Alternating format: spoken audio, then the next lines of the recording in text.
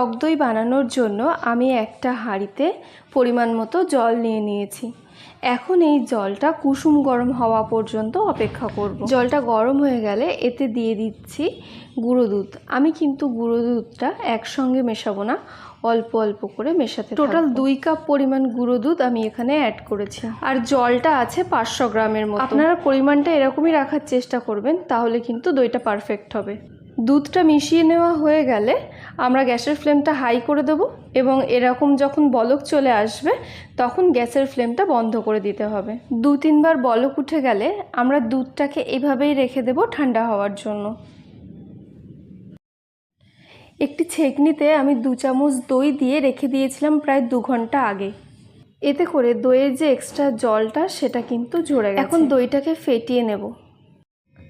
কিছুক্ষণ ফেটিয়ে নেওয়ার পর দেখুন একটা খুব সুন্দর ক্রিমি টেক্সচার চলে এসছে। এই দইটাকে কিন্তু আমরা ডাইরেক্ট দুধের মধ্যে দেব না, 1 হাতা করে দুধ নিয়ে এই দইয়ের ওপরে দেব এবং আস্তে আস্তে হালকা হাতে এটা মিশিয়ে নিতে হবে। দম্বলের কনসিস্টেন্সিটা আমার একদম ঠিক আছে। এখন আমরা এটিকে দুধের সাথে মিশিয়ে নেব।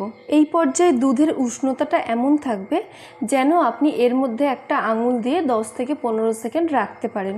মিশিয়ে নেওয়া হয়ে গেলে যে পাত্রে আমরা দইটা পাতবো সেই পাত্রে দুধটা ট্রান্সফার করে নিই। এখানে একটা ছোট্ট টিপস, যে পাত্রে আপনারা দইটা পাতবেন চেষ্টা করবেন সেটা যেন কাঁচের হয়, তাহলে কিন্তু দইটা খুব সুন্দর বসে। এখন একটি কাঁচের ঢাকনা দিয়ে ঢেকে রেখে দেব প্রায় 10 ঘন্টার মতো।